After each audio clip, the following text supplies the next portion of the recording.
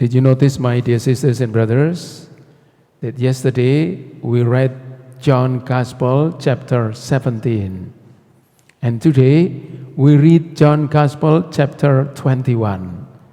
So we live from chapter 17 to 21. What about chapter 18 to 20?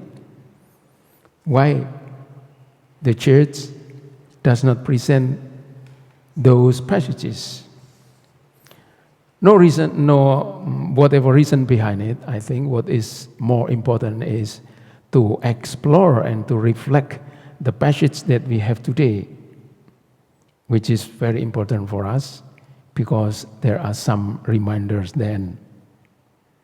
In John chapter 21, verses 15 to 19, Peter's second calling presents a profound model for discipleship, maturation, and spiritual healing.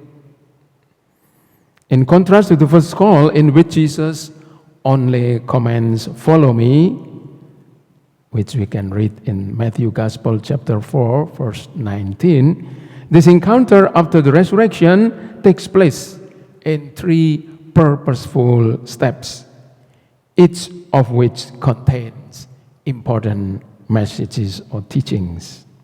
First, love is the foundation of service. Jesus asked Peter 3 times, "Do you love me more than this?" Referring either to the other disciples or to fishing equipment.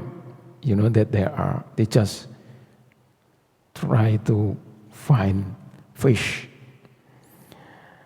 "Yes, Lord, you know that I love you," is Peter's answers. Each time, Jesus then said, "Feed my lambs, tend my sheep, and feed my sheep." Jesus' comments in response to what Peter said, "Yes, Lord, you know I love you." The lessons is obvious. Through love for Christ needs to be demonstrated by actual concern for his followers, for his church, for Christians. Service without love is empty. Leadership in the church begins not with ability, but with affection and love for the Savior.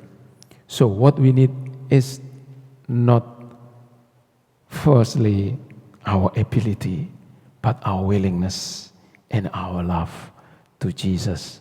When we involve ourselves in the parish ministry, the love should be the motivation. Second, maturity redefines freedom and obedience. Jesus contrasts Peter's youth when he dressed himself and went wherever he wished with his future, when he will stretch out his hands and be led where he does not want to go. This metaphor describes both martyrdom, traditionally crucifixion, and the essence of spiritual maturity. A young believer or young Christian may follow God out of enthusiasm and personal choice. But a mature disciple learns to surrender control, trust God's direction, even when it is painful and challenging, and submit to others' guidance. Let God guide us. Growth in faith means moving from self-directed independence to Christ-centered dependence. Third, the ultimate call is to follow Jesus. Jesus only says, "Follow me," after he has restored Peter and taught him about costly obedience. This reaffirms the first call, but it now has more meaning. Becoming a disciple now entails leading others, going through hardship, and having faith in Jesus beyond death. And Peter will now follow out of conviction rather than curiosity.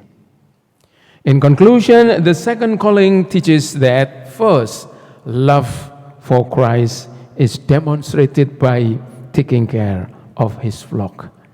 And you know, we can find his flocks in our parish. So we are called to take care of our parishioners, our fellow Christians in the church. The second is spiritual growth is voluntarily giving up autonomy to follow God's plan, even if it demands sacrifice. And third, restoration entails recommissioning rather than just forgiveness. This passage, my dear sisters and brothers, gives hope to every Christian who has failed, because failure is not permanent. Jesus encounters us, asks our love, transforms our understanding of adulthood, and encourages us once more to follow in his power rather than our own. And every time we celebrate Mass and receive Jesus Christ, his body and blood, we get his power to continue our discipleship.